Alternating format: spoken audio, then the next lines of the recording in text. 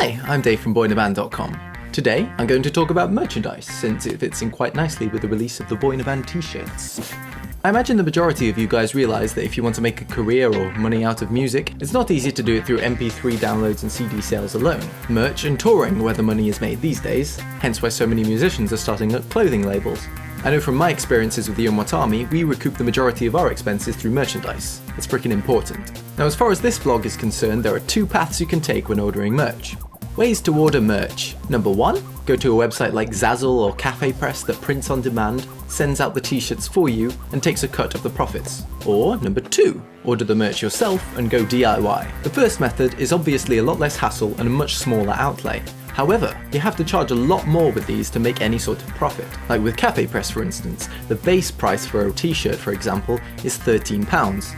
Just over $20 for any Americans watching, or 1,031 Ngultrum if you're Bhutanese, and whatever you add on top of that is what you begin to make profit on. They still take a cut of that too. It's freaking hard to get people to pay that much money for a t-shirt. I've played shows in the past where on the merch stand we've had to charge £18 for t-shirts to kind of match the headline act. Suffice to say we didn't sell as much on those days. Anyways, that's why I've always opted for option number 2. Getting merch printed yourself obviously takes more time and effort, but it means your fans get a much better deal, you'll probably sell more, and you'll get more per item. The downside is that you have to stump up a big lump of money to order the t-shirts or whatever merch you go for in the first place. But if you can afford it and you're confident you'll sell them, it's definitely worth it. In the past, I've used a company called shirtysomething.com primarily, and if you're in the UK, I'd recommend them because they're cheap and good. Nice little combination.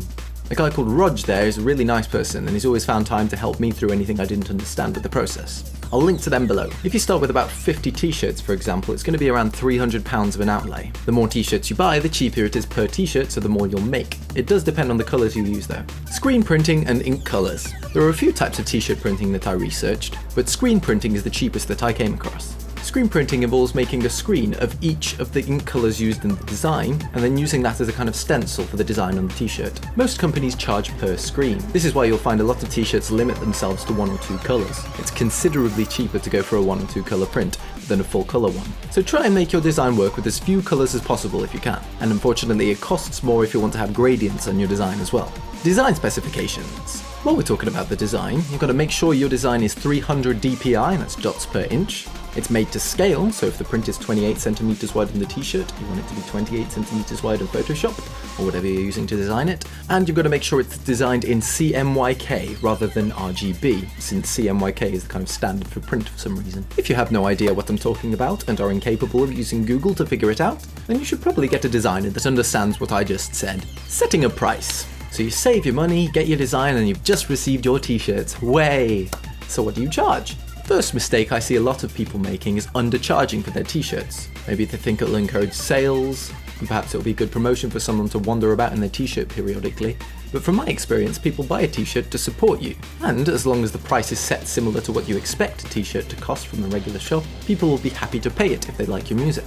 Personally, I figure that since you can go online and buy any custom t-shirt for £13 or more, it's around that, if you're charging any more than that, people could always go and get their own version printed cheaper. Doesn't make sense. Whereas if you charge less, both you and they are benefiting. Alright, so it's time to sell your stuff. If you perform live, you can usually bring along your merch and set up, and sell it directly from there. I've not seen up-and-coming DJs do it very often, but it's common with bands at least. When it comes to online sales, useful for producers as well as bands, either set up a simple website and get some PayPal buttons on the go if you know how to do that, or go somewhere like bigcartel.com, which is free for the first 5 products and great for starting out. You'll need PayPal for that as well though. PayPal is pretty much essential for these kinds of things. And make sure you know how much it costs to send your t-shirts as well, to different parts of the world as well, if you're doing worldwide shipping. Just ask at your post office. Yeah, postage and packing overseas obviously costs more. You've got to factor in packaging costs, envelopes and whatnot, stamps and the like. And the other bonus about sending things yourself is that you can put in a nice little personalised message, or some extra stickers or something. Free stuff is rarely unappreciated. And it'll make a memorable impression on whoever buys your merch if they get it and then they're reading a message that says, "Hey there, Hans! Cheers for buying a t-shirt from me. Germany is a great country. From Dave. P.S. Here's a picture of you defeating a plethora of alien creatures." Though if you're not called Dave, I probably wouldn't address it from Dave.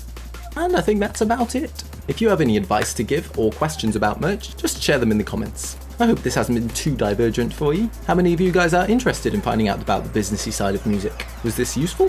If it was, then don't forget the like and favourite and whatnot. And hit the subscribe button if you want to keep up to date with all the latest Boy in a Band bits. Cheers for watching. And have a nice day.